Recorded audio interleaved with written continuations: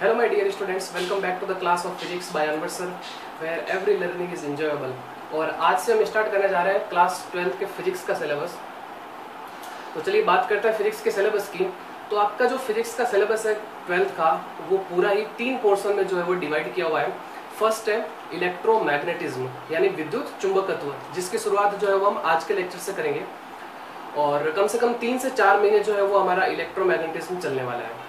ठीक है, now first हो गया इलेक्ट्रोमैग्नेटिज्म यानी विद्युत चुंबकत्व, सेकंड ऑप्टिक्स यानी प्रकाशिकी, एंड थर्ड है मॉडर्न फिजिक्स। तो ये पूरा ही अपना जो है वो सिलेबस रहेगा जो है वो फिजिक्स का 12th का। चलिए, तो अब हम जो है वो कुछ छोटी छोटी बातें कर लेते हैं, ठीक है ना। उसके बाद हम जो सिलेबस तो स्टार्ट करना ही है। तो बात करते हैं 11th के सिलेबस और 12th के सिलेबस में क्या डिफरेंस है।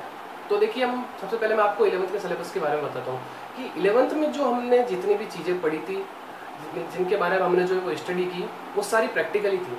यानी कहने का मतलब है कि जो चीज़ें हमें दिखाई देती थी, फॉर एग्जांपल अगर मैं आपसे बात करूँ कि साइकिल का पहिया है, चल रहा है, दिखाई देता था, कार चल रही है, पार्टिकल एसएचएम कर रहा है, ब्लॉक रखा है, उस पर हम फोर्स लगा रहे हैं, डिस्प्लेसमेंट हो रहा है, तो सारी चीज़ें जो है वो हमें फील होती थी, है ना, दिखाई देती थी। नाउ अगर हम बात करें 12th के सिलेबस की, तो 12th का मैक्सिमम सिलेबस जो है वो इमेजिनेशन पे बेस्ड है। यानी कहने का मतलब है कि हम उन चीज़ों के बारे में स्टडी करने वाले हैं जो हमने नहीं देखी है। हाँ, ऑप्टिक्स के बारे में बात करेंगे, जैसे कि वहाँ पे अपन लाइट की बात करते हैं, तो लाइट आते हुए जो है वो हमें फील होती है, ठीक है ना। तो मैं उसकी बात नहीं कर रहा, लेकिन जो मैक्सिमम सिलेबस है वो आपका जो है वो इमेजिनेशन का है। यानी हम उन चीज़ों के बारे में स्टडी करेंगे जो हमने कभी नहीं देखी है। तो हम बात करते हैं ऐसी कौन सी चीज़ है। तो अगर मैं थारे से एक सिंपल सा क्वेश्चन पूछूं कि क्या तूने इलेक्ट्रॉन को देखा है क्या, तो थारा आंसर कहीं रहेगा कि सर मैंने इलेक्ट्रॉन को नहीं देखा है। ये जस्ट एक फॉर फन था, ठीक है ना। हाँ, तो बस मैं यही चीज़ बताने वाला था कि जैसे कि इलेक्ट्रॉन के अगर बारे में अगर आपसे पूछूं कि आपने देखा है क्या, तो आपका आंसर होगा सर हमने नहीं देखा। इसी तरीके से इलेक्ट्रिक फील्ड, मैग्नेटिक फील्ड, तो ये जो जितनी भी चीज़ें हैं, ये सारी क्या है, इमेजिनरी चीज़ें हैं, ठीक है ना। जो हाँ, इन चीज़ों का हमें एहसास जरूर हुआ है, ठीक है ना। तो हम इन्हीं के बारे में जो है वो स्टडी करने वाले हैं। तो चलिए स्टार्ट करते हैं। सबसे फर्स्ट पोर्शन हमारा जो आज का रहेगा वो है इलेक्ट्रोमैग्नेटिज्म। तो इलेक्ट्रोमैग्नेटिज्म यानी विद्युत चुंबकत्व, ठीक है। चलिए, तो अब इलेक्ट्रोमैग्नेटिज्म की बात करते हैं। तो इलेक्ट्रोमैग्नेटिज्म है क्या, ये बेसिकली एक फिजिक्स की ब्रांच है, ठीक है ना। अब इलेक्ट्रोमैग्नेटिज्म को जो है वो 3 कैटेगरी में डिवाइड किया गया है। इलेक्ट्रोमैग्नेटिज्म को 3 कैटेगरी में जो है वो डिवाइड किया गया है। अब इलेक्ट्रोमैग्नेटिज्म में हमें पढ़ना क्या है, किसके बारे में स्टडी करनी है। तो इलेक्ट्रोमैग्नेटिज्म में हमें बेसिकली स्टडी करनी है चार्ज की। सो इलेक्ट्रोमैग्नेटिज्म है क्या, this basically study of charge. ये है मेरे पास में स्टडी ऑफ चार्ज यानी आवेश। चार्ज यानी हिंदी वालों को मैं बता दूं क्या होता है, आवेश। इसके बारे में आपने सुना है, ठीक है ना। तो चलिए, तो हमें इलेक्ट्रोमैग्नेटिज्म किसकी स्टडी करनी है, चार्ज की स्टडी करनी है, यानी कि इलेक्ट्रॉन की स्टडी करनी है। और आज से हम करीबन 3 से 4 महीने इलेक्ट्रॉन के बारे में ही पढ़ने वाले हैं। अगली बात समझ में, ओके। तो फर्स्ट पोर्शन है इलेक्ट्रोस्टैटिक्स। तो आज से हम जो है वो ये स्टार्ट करेंगे, इलेक्ट्रोस्टैटिक्स। अब इलेक्ट्रोस्टैटिक्स है क्या, आपको बता देता हूँ। इलेक्ट्रो मीनिंग चार्ज यानी इलेक्ट्रॉन, और स्टैटिक्स मीनिंग रुका हुआ। तो यानी कहने का मतलब है कि व्हेन चार्ज एट रेस्ट, यानी जब आवेश क्या हो, स्थिर हो। अगली बात समझ में। तो हम जो है वो इसके अंतर्गत इन चैप्टर्स को जो है वो स्टडी करते हैं। अब बात कर देते हैं कि इलेक्ट्रोस्टैटिक्स में कौन कौन से चैप्टर आते हैं। तो वह आपके पास में इलेक्ट्रिक चार्ज एंड फील्ड, विद्युत आवेश तथा विद्युत क्षेत्र, Gauss law and its application, Gauss का नियम और इसके अनुप्रयोग। थर्ड है इलेक्ट्रिक पोटेंशियल यानी विद्युत विभव, और फोर्थ है इलेक्ट्रिकल कैपेसिटेंस यानी विद्युत धारिता। तो इलेक्ट्रोस्टैटिक्स के अंदर हमें ये बेसिकली इन चैप्टर्स को जो है वो पढ़ना है, ठीक है। नाउ अब हम बात करते हैं इलेक्ट्रोडायनामिक्स। यानी कहने का मतलब है कि फर्स्ट तो था मेरे पास में क्या कि चार्ज क्या रेस्ट पे, यानी चार्ज रुका हुआ है। अब चार्ज क्या करने लग गया, मोशन करने लग गया है ना, गति करने लग गया है, ठीक है। तो इलेक्ट्रोडायनामिक्स में पढ़ना क्या है, तो when charge is moving with constant speed और वेलोसिटी। कांस्टेंट एक वर्ड है यहाँ पे, ध्यान रखना, इस पे जरूर ध्यान देना, कांस्टेंट स्पीड या वेलोसिटी, यानी जब आवेश नियत गति या वेग से गतिशील हो तब हम जो है वो इन चैप्टर्स के बारे में स्टडी करते हैं। यानी बेसिकली इलेक्ट्रिक करंट, ठीक है ना, इलेक्ट्रॉन जो है वो मूव करता है कंडक्टर में, आपको पता ही है, ठीक है ना। Now electric circuits, magnetic effect of electric current, now magnetism, electromagnetic induction, alternating current. Hindi वालों को बता दो, विद्युत धारा, विद्युत परिपथ, विद्युत धारा के चुंबकीय प्रभाव, चुंबकत्व, विद्युत चुंबकीय प्रेरण और प्रत्यावर्ती धारा। तो ये ब्रांच जो है वो इससे बड़ी ब्रांच है, ये ध्यान रखना। इलेक्ट्रोडायनामिक्स जो है वो बड़ी ब्रांच है। Now last and third one, electromagnetic waves, यानी विद्युत चुंबकीय तरंग। यानी जब चार्ज, यानी व्हेन चार्ज इज एक्सेलरेटिंग, यानी जब आवेश क्या हो, त्वरित हो। एक्सेलरेट मतलब यानी चार्ज क्या हो जाए, एक तरह से पागल हो जाए। पागल होने का मीनिंग ये है कि चार्ज की जो स्पीड है या वेलोसिटी है उसमें क्या है, चेंजेस आने लग जाए, है ना, कभी बढ़ रही है कभी घट रही है, ठीक है ना। तो इसकी जो है वो हम इसमें स्टडी करते हैं, ठीक है ना। त्वरित मतलब त्वरण, त्वरण से ही है, ठीक है ना। तो आपको पता है कि त्वरण क्या होता है, वेग में परिवर्तन की तरह, तो वही है यहाँ पे। तो इलेक्ट्रोमैग्नेटिक वेव, हालांकि ये हम जो है वो बहुत बाद में पढ़ेंगे, ये बेसिकली आपके 12th का लास्ट चैप्टर है, तो इसके बारे में हम जो है वो लास्ट में स्टडी करेंगे। तो ये है आपका इलेक्ट्रोमैग्नेटिज्म का पूरा ही डिस्ट्रीब्यूशन। तो फर्स्ट हम स्टार्ट करेंगे इलेक्ट्रोस्टैटिक्स, और इलेक्ट्रोस्टैटिक्स में से हम फर्स्ट चैप्टर स्टार्ट करेंगे अब इलेक्ट्रिक चार्ज एंड फील्ड। तो फटाफट वीडियो को पॉज करिए और ये जो है वो आप नोट करिए, फिर हम जो है वो आगे बढ़ते हैं। तो स्टूडेंट्स आगे बढ़ते हैं, अब स्टार्ट करते हैं अपना फर्स्ट पोर्शन इलेक्ट्रोमैग्नेटिज्म। और इलेक्ट्रोमैग्नेटिज्म में हम सबसे फर्स्ट पढ़ेंगे क्या, इलेक्ट्रोस्टैटिक्स। और इलेक्ट्रोस्टैटिक्स का फर्स्ट चैप्टर क्या, इलेक्ट्रिक चार्ज एंड फील्ड, यानी विद्युत क्षेत्र, सॉरी विद्युत आवेश तथा क्षेत्र। चलिए तो स्टार्ट करते हैं सबसे पहले कि इलेक्ट्रिक चार्ज है क्या, what is an electric charge. So पहले इलेक्ट्रिक चार्ज की मैं डेफिनेशन लिख लेता हूँ, फिर इसको आराम से समझाता हूँ। सो देखिए electric charge, so it is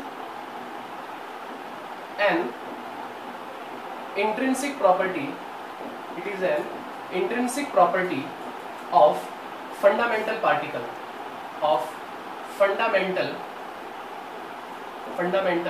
particles, ठीक है। चलो अब समझते हैं कि क्या डेफिनेशन निकल के आई है। इंट्रिंसिक प्रॉपर्टी, इंट्रिंसिक प्रॉपर्टी का मीनिंग है कि जिस भी हम चीज की बात कर रहे हैं, जिसकी भी प्रॉपर्टी के बारे में बात कर रहे हैं, यानी जैसे हम चार्ज की बात करें तो चार्ज के बारे में हम और ज्यादा अब स्टडी नहीं कर सकते, चार्ज है। इसी तरीके से मास भी क्या एक तरह से इंट्रिंसिक प्रॉपर्टी है, यानी मास के बारे में हम और ज्यादा आगे स्टडी नहीं कर सकते। सो यही होता है इंट्रिंसिक प्रॉपर्टी। और फंडामेंटल पार्टिकल्स लाइक जैसे कि इलेक्ट्रॉन, प्रोटॉन, न्यूट्रॉन, ये सारे क्या है, फंडामेंटल पार्टिकल्स है, ठीक है। अब इंट्रिंसिक प्रॉपर्टी हिंदी में बता देता हूँ, इसको बोलते हैं क्या, नेज। इंट्रिंसिक यानी नेज गुण, ठीक है ना, प्रॉपर्टी यानी गुण। सो ये क्या एक तरह से नेज गुण है, कहीं जगह जो है वो शुद्ध भी लिखा हुआ होता है, ठीक है ना। और फंडामेंटल पार्टिकल यानी मूलभूत कण, मूलभूत कण, क्लियर। चलो अब समझते हैं इसको, ठीक है ना। फॉर एग्जाम्पल अगर मैं आपसे बात करूं एटम के बेसिक स्ट्रक्चर के बारे में, तो देखिए मेरे पास में एटम के आपको पता है कि सेंटर में क्या होता है, एक न्यूक्लियस यानी नाभिक होता है, ठीक है ना। ये मेरे पास में क्या है, न्यूक्लियस। और आपको पता है कि ये किससे बना होता है, ये बना होता है प्रोटॉन प्लस न्यूट्रॉन। देखिए कुछ छोटी छोटी बातें हैं जो आपको पता होनी चाहिए, जैसे कि आपने एटॉमिक स्ट्रक्चर 11th में केमिस्ट्री में पढ़ा होगा, ठीक है ना, परमाणु संरचना। तो आपको पता है कि जो नाभिक है वो प्रोटॉन और न्यूट्रॉन से बना होता है। और आपको पता है कि न्यूक्लियस के अराउंड क्या होता है, ऑर्बिट होता है, ठीक है ना। उसमें क्या होता है, इलेक्ट्रॉन होता है, ठीक है ना, एक से ज्यादा भी हो सकते हैं। तो इलेक्ट्रॉन, प्रोटॉन और न्यूट्रॉन, इन सभी को ही हम क्या बोलते हैं, फंडामेंटल पार्टिकल्स बोलते हैं, ठीक है ना, जो क्या करते हैं, आपस में फोर्स क्रिएट करते हैं, ठीक है। ओके, तो यहाँ तक तो समझ में आ गया कि चार्ज क्या होता है, ठीक है ना, इंट्रिंसिक प्रॉपर्टी है इसकी, फंडामेंटल पार्टिकल्स की। ना आगे बढ़ते हैं, अब हम बात करते हैं टाइप ऑफ चार्जेस की, ठीक है ना। टाइप ऑफ चार्जेस यानी आवेश के प्रकार कितने होते हैं, ठीक है ना, आवेश के प्रकार। हिंदी वाले ध्यान रखना कि जैसे जैसे अगर मैं हिंदी वर्ड बोलता रहूँ तो आप साथ में भी जो है वो लिख लिया करो, ठीक है ना, उनका meaning. So type of charges यानी आवेश के प्रकार। तो आवेश जो है वो दो तरह का होता है, पॉजिटिव और नेगेटिव। कोई ये मत बोल देना कि सर न्यूट्रॉन भी जो है वो एक तरह का चार्ज होता है, ये चार्ज नहीं है, बिकॉज वो क्या है, न्यूट्रल है। न्यूट्रॉन इलेक्ट्रिकली क्या होता है, न्यूट्रल होता है यानी उदासीन होता है। तो चार्ज बेसिकली हमारे पास में कितने, दो टाइप के होते हैं, ठीक है ना, पॉजिटिव और निगेटिव। ना आगे बढ़ते हैं हम, पॉजिटिव पॉजिटिव और निगेटिव निगेटिव के बीच में होती है क्या, दुश्मनी, ठीक है ना। इनके बीच में क्या होती है, दुश्मनी होती है, ठीक है। या बोल सकते हैं हम क्या होता है इनके बीच में, रिपल्सन, सिंपल सा है ना। जैसे मैग्नेट में होता है, नॉर्थ नॉर्थ साउथ साउथ के बीच में क्या होता है, रिपल्सन होता है ना, प्रतिकर्षण, ठीक है ना, क्या होता है, प्रतिकर्षण। इसी तरीके से पॉजिटिव निगेटिव के बीच में क्या होता है, एक तरह से प्यार होता है, ठीक है ना, यानी क्या होता है, अट्रैक्शन यानी आकर्षण। अगली बात समझ में, तो ये सिंपल सा, ये तो आपको सबको पता ही होगा, ठीक है ना, positive positive negative negative positive negative, ठीक है ना। तो रिपल्सन और ये अट्रैक्शन, क्लियर है, यहाँ तक समझ में आ गया। फटाफट इतना सा नोट करिए, फिर हम आगे बढ़ते हैं कि चार्ज की जो है वो यूनिट क्या होती है। तो वीडियो को पॉज करो और फटाफट नोट करो। चलिए आगे बढ़ते हैं।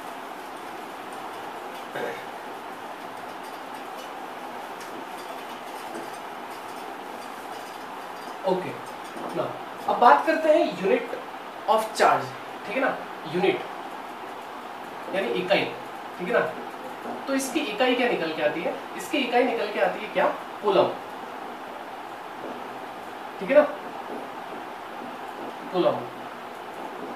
ओके, अब इसकी डेफिनेशन को देखो कि जो है वो इसकी डेफिनेशन कहाँ से निकल के आती है। कि अगर मैं आपसे पूछूं कि एक कूलम चार्ज जो है वो कितना होता है, तो 10th में आपने एक डेफिनेशन पढ़ी थी इलेक्ट्रिक करंट की, ठीक है ना। इलेक्ट्रिक करंट की डेफिनेशन क्या थी कि charge per unit time is called electric current, यानी विद्युत धारा, यानी आवेश के प्रवाह की दर को हम क्या बोलते हैं, विद्युत धारा बोलते हैं, ठीक है ना। और यहाँ से अगर मैं Q की वैल्यू निकालूं तो Q इज इक्वल टू क्या आएगा, I T. Q equal to आएगा मेरे पास में आई टी ना। यदि if I is equal to 1 ampere, current ampere में होती है, and now time t equal to 1 second. So देख लो आप, चार्ज आपके पास में कितना आएगा, यानी कि 1 एम्पियर इंटू 1 सेकेंड, तो चार्ज आएगा आपके पास में कितना, 1 कूलम। यानी सिंपल सी डेफिनेशन है इसके अंदर इसकी, यानी किसी भी कंडक्टर के अंदर, किसी भी, जैसे कि ये मेरे पास में कंडक्टर है, ठीक है ना, इस कंडक्टर में 1 एम्पियर की करंट फ्लो होने में अगर 1 सेकेंड लगता है, तो उसका मतलब उसमें चार्ज कितना बनेगा, 1 कूलम बनेगा, यानी 1 कूलम बनेगा। वापस बोल देता हूं मैं, यानी किसी भी कंडक्टर में 1 एम्पियर की करंट फ्लो होने में अगर 1 सेकेंड लगता है, तो उसमें जो चार्ज क्रिएट होता है, उसमें चार्ज बनता है, वो कितना होता है, 1 कूलम का होता है। तो ये डेफिनेशन थी जो है वो 1 कूलम चार्ज की, ठीक है ना।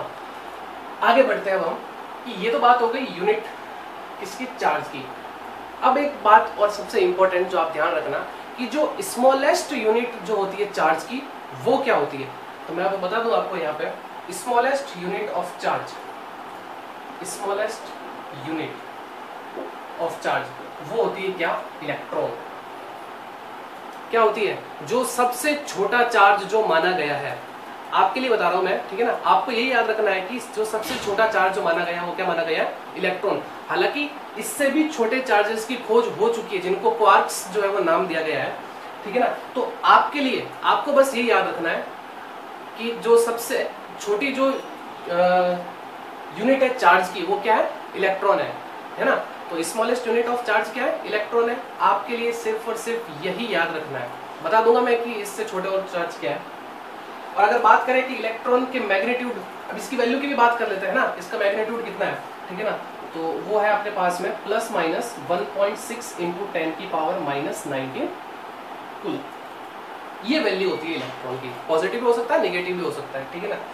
आज का जो लेक्चर है वो सारा अपना क्या है, बेसिक लेक्चर है। आज आपको सारी चीजें जो है वो क्या करनी है, याद रखनी है, रट्टा मारनी है, जो भी करना है वो आपको करना है। यानी आज आपको सिर्फ और सिर्फ जितनी भी चीजें पढ़ा रहा हूँ मैं आज के लेक्चर में, वो सारी बेसिक चीजें हैं। यानी चार्ज के बारे में, ठीक है ना, क्या वैल्यू होती है, चार्ज की प्रॉपर्टीज क्या होती है, ये सारी चीजें आपको याद रखनी है, ठीक है ना। सो ये हो गया, ठीक है। अब बात करते हैं इनसे छोटे चार्ज, ठीक है ना, क्वार्क्स जिसको हम बोलते हैं, ठीक है ना।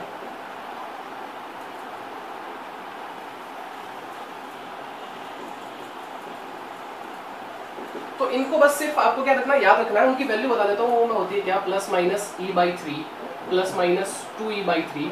ये जो है वो क्या होते हैं, इलेक्ट्रॉन से भी छोटे होते हैं, लेकिन आपको इनको याद रखने की जरूरत नहीं है, ठीक है ना। ये सिर्फ और सिर्फ स्टाइल मारने के लिए है, ठीक है ना।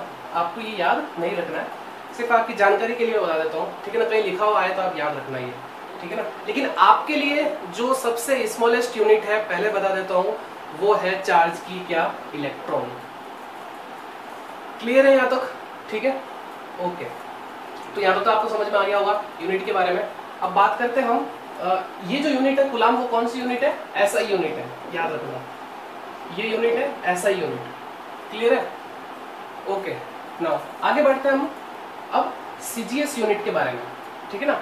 सीजीएस यूनिट क्या है, चार्ज की सीजीएस यूनिट। नाउ तो चार्ज की जो सीजीएस यूनिट है वो 2 है, ठीक है ना। चार्ज की सीजीएस यूनिट कितनी है, 2 है। एक तो है मेरे पास में ESU और एक है मेरे पास में EMU। ESU क्या है, इलेक्ट्रोस्टैटिक यूनिट, और EMU क्या है, इलेक्ट्रोमैग्नेटिक यूनिट। याद रख लेना आप, इलेक्ट्रोस्टैटिक यूनिट, और ये है मेरे पास में इलेक्ट्रोमैग्नेटिक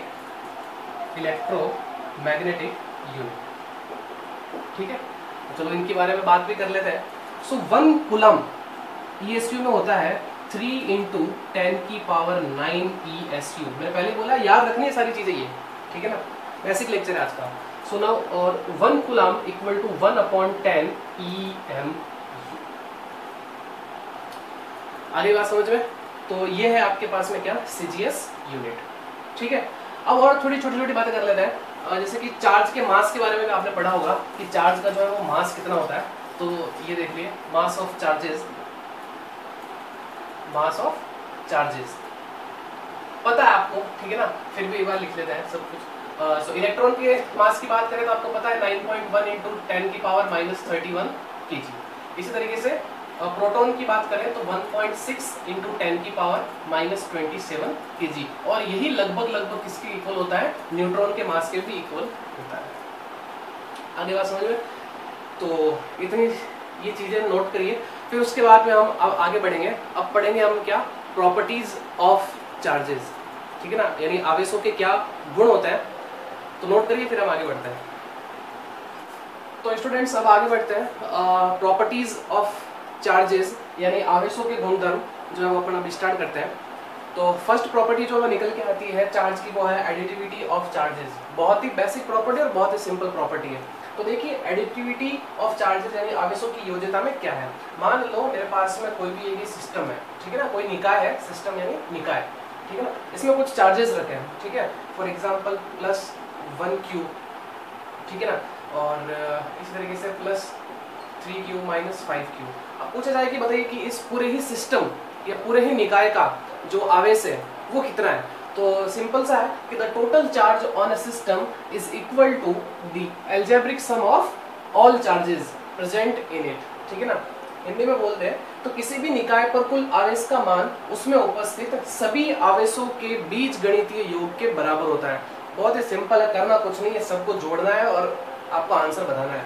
तो बस फाइनली इस जो सिस्टम है, ये जो निकाय है, इसका चार्ज कितना हो गया। तो देखो आप 3 और 1 कितना हो गया, 4 और फिर ये -5, तो अपने पास में कितना बच गया, -1Q। तो ये जो चार्ज है वो क्या है, टोटल बॉडी पे है। आगे बात समझ में। तो बहुत ही सिंपल बेसिक प्रॉपर्टी थी, तो आप मैंने बताना था आपको, तो आप ये नोट कर लो। फिर उसके बाद में हम सेकंड प्रॉपर्टी पढ़ते हैं, वो है अपने पास में क्वांटाइजेशन ऑफ चार्ज। उसके बारे में हम जो है वो स्टडी करते हैं। सो स्टूडेंट्स अब बात करते हैं सेकंड प्रॉपर्टी पे चार्ज की। तो सेकंड प्रॉपर्टी है मेरे पास में क्वांटाइजेशन ऑफ चार्ज, यानी कि आवेशों का क्वांटीकरण। इसको बाद में देखेंगे, पहले समझते हैं कि क्या है आवेशों का क्वांटीकरण। तो आवेशों का क्वांटीकरण समझाने से पहले मैं कुछ चीजें बताता हूँ, ठीक है। तो वो ध्यान से देखना, आपको बिल्कुल समझ में आएगा कि आवेशों का क्वांटीकरण क्या होता है, ठीक है ना। ध्यान से सुनिए। मेरे पास में एक न्यूट्रल बॉडी है, ठीक है ना, ये बॉडी मेरे पास में क्या है, न्यूट्रल बॉडी है, ठीक है। एक और बॉडी है मेरे पास में, ये भी न्यूट्रल है, ठीक है। ये भी बॉडी क्या है मेरे पास में, न्यूट्रल है। 2 बॉडी है मेरे पास में, दोनों ये क्या है, न्यूट्रल है, ओके। अब मुझे क्या करना है, इन बॉडी को चार्ज करना है। हालांकि जो चार्जिंग के जो मेथड है, कि किसी भी बॉडी को कैसे चार्ज किया जाता है वो हम जो है वो आगे पढ़ेंगे। इसके बाद में जब प्रॉपर्टीज ऑफ चार्जेस खत्म हो जाएगी उसके बाद हम पढ़ेंगे कि किसी भी बॉडी को चार्ज कैसे किया जाता है। लेकिन फिलहाल समझिए कि मैं आपको क्या बताना चाह रहा हूँ, ठीक है ना। तो दो बॉडी है मेरे पास में, दोनों ही बॉडी क्या है, न्यूट्रल है। मुझे दोनों बॉडी को क्या करना है, चार्ज करना है, ठीक है ना। अब मुझे ये बताओ, चार्ज करने के लिए मुझे क्या करना पड़ेगा, चार्ज का ट्रांसफर करना पड़ेगा, ठीक है। अब किसको ट्रांसफर कर सकते हैं हम, ध्यान से देखना। अगर मैं एटम की बेसिक स्ट्रक्चर की बात करूँ तो आपको पता है कि क्या होता है, न्यूक्लियस होता है, उसके अराउंड क्या होता है, ऑर्बिट होता है, और इसमें क्या होता है, इलेक्ट्रॉन घूम रहे होते हैं, ठीक है। और अगर बात करें कि चार्ज के मास की, तो चार्ज का मास तो क्या है, एक ही जगह तो सेटल है। तो इसमें फ्री कौन है, फ्री कौन है, इलेक्ट्रॉन ही तो फ्री है। जिसे कोई तो हम क्या कर सकते हैं, तोड़ सकते हैं। मतलब तोड़ने का मतलब है कि वहां से निकाल सकते हैं, है ना, क्योंकि यही क्या होता है, फ्री मूव करने के लिए होता है। तो मैं यही बता रहा था कि अगर किसी भी बॉडी को चार्ज करना है तो हम किसको ट्रांसफर करते हैं, कौन से चार्ज को, इलेक्ट्रॉन को ट्रांसफर करते हैं। आगे बात समझ में। तो मैंने क्या किया कि इस बॉडी से मैंने 20 इलेक्ट्रॉन निकाले, ठीक है, और मैंने क्या किया, इस बॉडी को दे दिए। तो यहां से मैंने क्या किया, 20 इलेक्ट्रॉन निकाले और इस बॉडी को। आगे बात समझ में क्लियर है यहाँ तक। अब मुझे बताओ आप खुद सोच के। अच्छा, एक चीज मैं आपसे पूछना चाहूंगा कि अगर ये बॉडी न्यूट्रल है तो क्या इसका मतलब इसमें जो चार्ज, इसमें जो इलेक्ट्रॉन है वो जीरो है क्या। इसको पहले अभी, इसको भी मैं रहने देता हूँ, इसको अभी मैं रहने देता हूँ। पहले तो मुझे ये बताओ कि अगर, सोच के बताना, अगर कोई बॉडी न्यूट्रल है तो क्या इसका मीनिंग ये है कि उसमें इलेक्ट्रॉन जीरो है। सोच के बताओ, सोचिए, फटाफट सोचिए। सोच लिया, चलो मैं बताता हूँ। अगर कोई बॉडी न्यूट्रल है तो इसका कतई मतलब ये नहीं है कि उसमें इलेक्ट्रॉन जीरो है। हाँ, जितना इलेक्ट्रॉन है उतना ही क्या है, प्रोटॉन है। आपको पता होगा कि अगर कोई बॉडी, अगर कोई एटम अगर न्यूट्रल है तो इसका मतलब क्या हुआ, जितना पॉजिटिव उतना नेगेटिव, सिंपल सी बात है ना। तो इसका मतलब इसमें जितने इलेक्ट्रॉन है उतना ही क्या है, प्रोटॉन है, और इसमें भी सेम ऐसे ही। तो मैंने क्या किया, यहाँ से 20 इलेक्ट्रॉन निकाले और वो क्या किया, मैंने इस बॉडी को दे दिया, ठीक है। अब मुझे ये बताओ, अगर इसमें से 20 इलेक्ट्रॉन निकाल लिए तो क्या इसमें 20 प्रोटॉन एक्टिव हो गए। तो इसका मतलब इस पे चार्ज क्या आ गया, प्लस 20E। सीधी सी बात है ना, यहाँ पे चार्ज कितना आ गया, प्लस 20E हो गया, और इस पे चार्ज कितना हो गया, माइनस 20E। आ रही ना बात समझ में। अच्छा चलो, यहाँ तो सही है। अब अगर मैं आपसे पूछूं कि मुझे जो है वो इससे मैं जो है वो 1.5 इलेक्ट्रॉन निकालूंगा, 2.5 इलेक्ट्रॉन निकालूंगा, क्या ऐसा पॉसिबल है क्या। सोच के बताओ एक बार, आप खुद ही सोचो। बेसिक कॉमन सेंस है ना, क्योंकि मैंने आपको पहले ही बता दिया था कि आपके लिए जो स्मॉलेस्ट यूनिट है चार्ज की वो क्या है, इलेक्ट्रॉन है। और इलेक्ट्रॉन को हम ब्रेक नहीं कर सकते। कभी आपने ऐसा सुना है क्या कि इलेक्ट्रॉन की मौत हो गई, ऐसा कभी नहीं सुना ना। हाँ, तो मैं यही बता रहा था कि हम जो है वो 2.5 इलेक्ट्रॉन या 1.5 इलेक्ट्रॉन, है ना, 3.6, 4.7 जो भी है, इस टाइप में इलेक्ट्रॉन हम जो है वो किसी भी बॉडी से ना तो ले सकते हैं और ना ही उसको दे सकते हैं। क्योंकि हमने जो बेसिक जो स्मॉलेस्ट यूनिट मानी है जो चार्ज की, वो क्या मानी है, इलेक्ट्रॉन ही मानी है ना। तो इसका मतलब या तो मैं क्या कर सकता हूँ, इस बॉडी से 1 इलेक्ट्रॉन ले सकता हूँ, 2 ही ले सकता हूँ, 3 ले सकता हूँ, 4 ही ले सकता हूँ, 5 ही ले सकता हूँ, NE ले सकता हूँ। तो इसका मतलब किसी भी बॉडी पे जो चार्ज होता है वो कैसे बटा होता है, आप खुद सोचिए ना। अगर किसी भी बॉडी पे अगर मैं चार्ज की बात करूँ तो वो क्या है, जैसे कि मैंने बताया आपको कि 1E, 2E, 3E, 4E, 5E और NE। तो वेयर N क्या है, इंटीजर। तो यानी कहने का मतलब है कि किसी भी बॉडी पे जो चार्ज होता है वो कैसे एग्जिस्ट होता है, always integer multiply of E। आ रही बात समझ में। अगर मैं यहाँ से आपको पूछूं कि मैंने यहाँ से 2.5 इलेक्ट्रॉन ले लिए तो क्या ऐसा पॉसिबल है, ऐसा कभी भी पॉसिबल नहीं है। तो ये चीज जो है वो क्या है, गलत है, ये क्या है, सही है। तो मैं यही चीज बताना चाह रहा था यहाँ पे कि charge is always exist on a body in integer multiply of fundamental charge. Fundamental charge मैंने आपको बताया कि फंडामेंटल चार्ज यानी स्मॉलेस्ट यूनिट, वही वो क्या है मेरे पास में, E, ठीक है ना। ये बताना चाह रहा था मैं यहाँ पे कि किसी भी वस्तु पर आवेश इलेक्ट्रॉन के आवेश का पूर्ण गुणज होता है। तो यानी अगर मैं बात करूं कि किसी भी वस्तु पर आवेश जो होगा वो क्या होगा, Q is equal two plus minus E। यही है क्वांटाइजेशन ऑफ चार्ज, यानी आवेशों का क्वांटीकरण। आ गई बात समझ में, बहुत ही सिंपल तरीके से मैंने समझाया है, ठीक है ना। तो यही होता है क्या, क्वांटाइजेशन ऑफ चार्ज। तो फटाफट इसको नोट करिए, फिर हम जो है वो इक्वेशन करते हैं।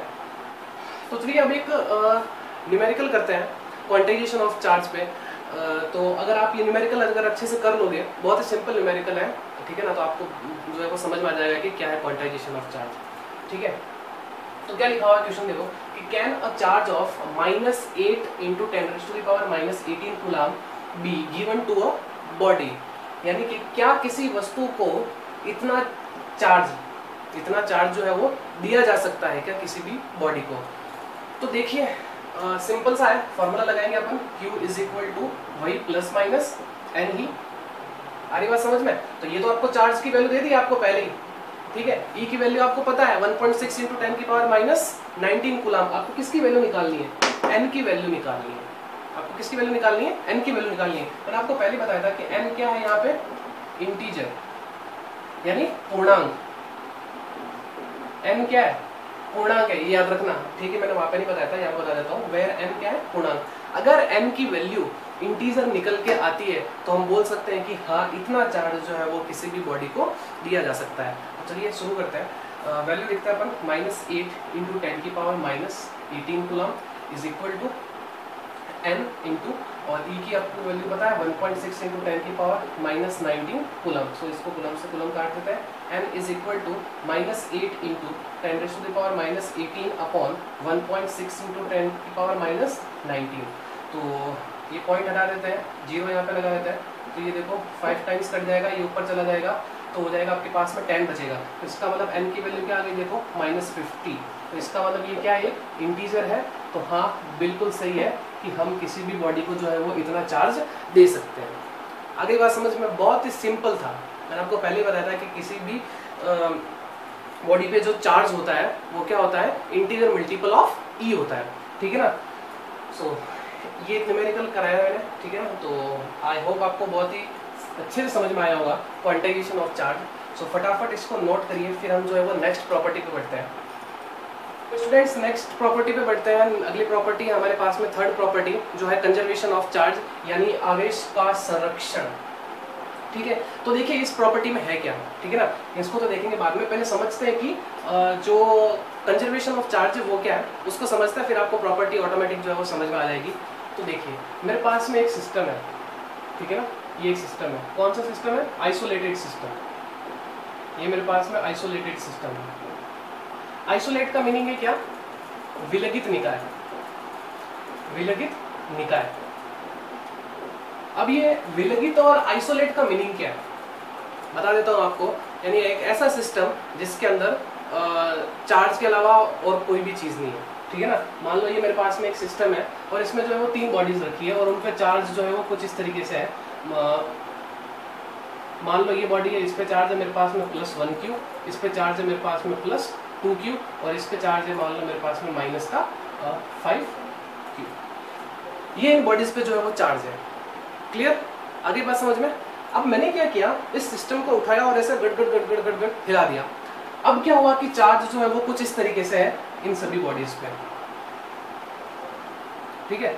मान लो इस पे चार्ज जो है वो हो गया मेरे पास में -1Q, इस पे चार्ज मेरे पास में हो गया +3Q। तो बताइए इस बॉडी पे चार्ज कितना आएगा? फटाफट सोचो और फटाफट इसको सॉल्व करके बताओ इस पे चार्ज कितना आएगा। फटाफट 10 सेकंड में आंसर आना चाहिए, ठीक है ना। बहुत ही बेसिक है, समझ गए होंगे आप। चलिए तो अब जो है वो मैं करता हूँ इसको कैसे। देखिए अब इस बॉडी से चार्ज तो बाहर नहीं गए ना, ठीक है ना। जितना चार्ज इस पे होगा उतना उतना चार्ज क्या होना चाहिए? इस सिस्टम का भी होना चाहिए, है ना। सिंपल सा बात है कि आपने ये चीज सुनी होगी कि चार्ज को ना तो क्रिएट किया जा सकता है और ना ही डिस्ट्रॉय किया जा सकता है। आ रही बात समझ में? तो देखो आपने क्या किया कि 1Q + 2Q - 5Q is equal to -1Q + 3Q, और इसको मैंने मान लिया कुछ भी x। यही तो किया आपने, ठीक है ना। तो अब देखो ये कितना हो गया, 2 और 1 3, और यहाँ पे कितना -5Q।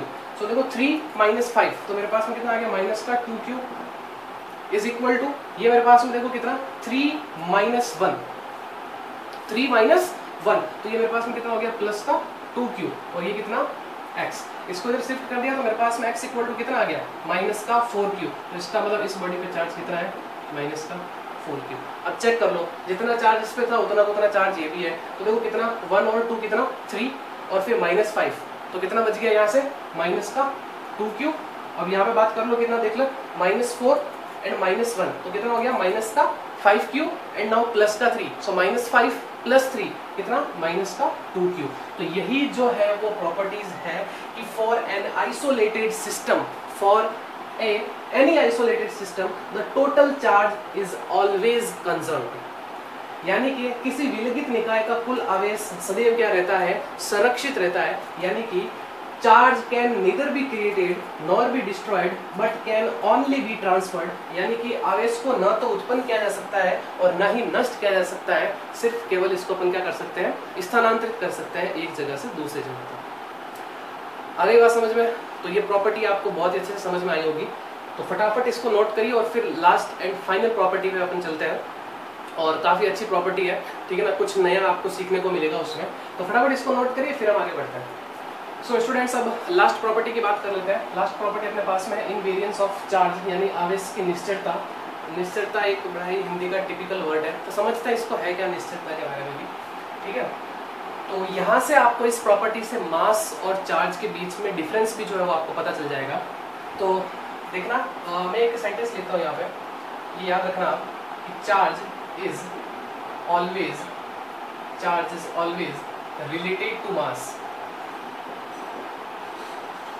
लेकिन इसका उल्टा पॉसिबल नहीं है कि mass is related to charge, यानी हिंदी में लिख लेता हूं मैं, आवेश हमेशा द्रव्यमान से संबंध होता है, द्रव्यमान से संबंध होता है, ठीक है। यानी कहने का मतलब यह है कि बिना मास के आवेश का अस्तित्व नहीं है। अरे बात समझ में, अगर किसी भी चार्ज के पास मास नहीं है तो इसका मतलब चार्ज का अस्तित्व है ही नहीं, ठीक है ना। सिंपल सा बात है कि charge is always related to mass, यानी किसी भी बॉडी के पास चार्ज है इसका मतलब उसके पास में मास जरूर है, ठीक है। चलिए, ये तो समझ में आ गया। अब बात करते हैं मास के बारे में, ठीक है ना, द्रव्यमान के बारे में। रियलिटी में बताऊं मैं आपको, तो mass is depends on speed. अब आप बोलोगे कि सर हमने तो ये कभी पढ़ाई थी, ठीक है ना। अगर मैं बात करूँ नॉर्मल लाइफ में, तो इसकी रिक्वायरमेंट जो है वो आपको पड़ी नहीं है, यानी कहने का मतलब ये है कि इस फॉर्मूले की m = m0 upon √1 - v² upon c², ठीक है ना। इस फॉर्मूले की आपको रिक्वायरमेंट कभी नहीं पड़ी है, ठीक है ना, 11th में। अभी आपको समझ में आ जाएगा क्यों नहीं पड़ी है, ठीक है ना। हालांकि रियलिटी में मैंने आपको पहले बता दिया कि मास डिपेंड्स ऑन स्पीड, मास हमेशा डिपेंड करता है स्पीड पे, यानी अगर कोई भी बॉडी अगर मूव करती है तो उसका जो मास है, उसका मास में कैसे वेरिएशन आता है, ठीक है ना। तो अब बताओ तो ये फॉर्मूला कहाँ से आया, तो ये है रिलेटिविटी थ्योरी से, क्वांटम फिजिक्स, रिलेटिविटी थ्योरी यानी अपेक्षिकता सिद्धांत। कहाँ से, अपेक्षिकता सिद्धांत। ये इस चीज की स्टडी करोगे आप हायर क्लासों में, ठीक है ना, अपेक्षिकता सिद्धांत। लेकिन अभी सिर्फ और सिर्फ मैं आपको बता रहा हूँ, तो इसका मतलब है कि आपको रटना है ये चीजें, ठीक है ना, दिमाग में रखनी है। प्रॉपर्टी है इसलिए बता रहा हूँ मैं, ठीक है ना, और ना तो इस पे कभी भी मास वेरिएशन पे आपके एग्जाम में क्वेश्चन मिलेगा, ठीक है ना। हाँ, प्रॉपर्टी है इसलिए मुझे बतानी पड़ रही है, ठीक है ना। तो m = m0 upon √1 - v² upon c²। अब ये भी चीज बताऊंगा कि इस फॉर्मूले की जरूरत हमें नॉर्मल लाइफ में इसकी जरूरत क्यों नहीं पड़ी। देखना ध्यान से, सब कुछ चीजों की बात करते हैं। m0, तो m0 बता देता हूँ मैं, क्या है मेरे पास में, वो है रेस्ट मास। क्या है, रेस्ट मास। हिंदी में बोले तो विराम द्रव्यमान, यानी जब बॉडी रेस्ट पे होती है जो उसका मास होता है वो, ठीक है ना। m क्या है, m है मेरे पास में रिलेटिव मास या मूविंग मास, रिलेटिव मास या मूविंग मास, ठीक है ना। जब बॉडी मूव करती है तब उसके मास जो होता है वो है। नाउ v है मेरे पास में स्पीड ऑफ पार्टिकल, बॉडी जो भी है, यानी जो भी पार्टिकल है, जो भी कण है उसकी चाल, ठीक है ना। एंड नाउ c, वो क्या है मेरे पास में, speed of light, speed of light यानी प्रकाश की चाल। और आपको पता है कि प्रकाश की चाल कितनी होती है, 3 × 10⁸ मीटर पर सेकेंड ये होती है। अब ध्यान से सुनना, नॉर्मल लाइफ में जैसे कि अगर मैं मेरी बात करूं, मेरी स्पीड अगर मैं मानता हूं, सपोज मेरी स्पीड 100 मीटर पर सेकेंड है। हालांकि इतने हो तो नहीं सकते, लेकिन इमेजिन आप करिए कि मान लो कि अगर मेरी स्पीड 100 मीटर पर सेकेंड है, तो क्या मेरे मास में चेंजेस आएगा कि नहीं आएगा, क्या मेरा मास बढ़ेगा या घटेगा, जो भी है देखते हैं। तो ध्यान से देखना, मैंने अपनी स्पीड मानी कितनी, 100 मीटर पर सेकेंड, ये मेरी स्पीड है, ठीक है ना, पार्टिकल की स्पीड, बॉडी की स्पीड। यहाँ 100 और यहाँ नीचे देखो कितना, 3 × 10⁸ मीटर पर सेकेंड। तो देखिए ऊपर वैल्यू क्या छोटी, नीचे वैल्यू क्या बहुत बड़ी।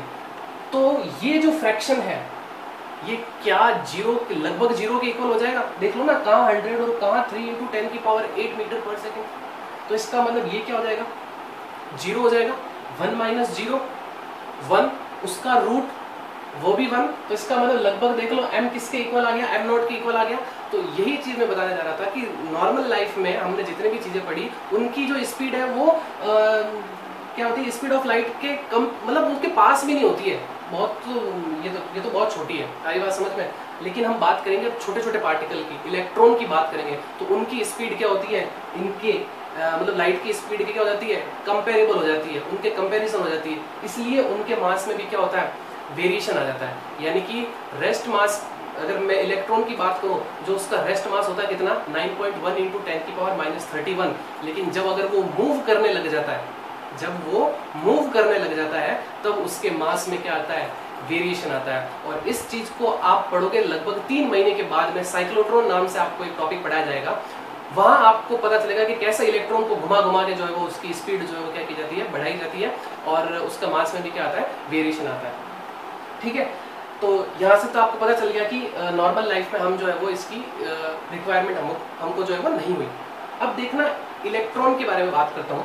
तो आपको पता है कि F = ma होता है, फोर्स = मास × एक्सेलरेशन। ठीक है, मान लो मेरे पास में इलेक्ट्रॉन लगा है, मेरे पास में इलेक्ट्रॉन है, और उसको मैंने 1 न्यूटन, सिर्फ 1 न्यूटन की बात कर रहा हूँ मैं, उसको मैंने 1 न्यूटन जितना जो है वो फोर्स लगाया। तो देखिए 1 = 9.1 × 10⁻³ इंटू एक्सेलरेशन, ये नीचे आएगा तो ये हो जाएगा मेरे पास में 1/9.1 × 10⁻31 = 8। अब देखो ये ऊपर चला जाएगा तो ये मेरे पास में हो जाएगा 10⁻31, और ये फ्रैक्शन लगभग निकल के आएगा 0 कुछ समथिंग 1, जो भी जो आएगा आप देख लेना, ठीक है ना।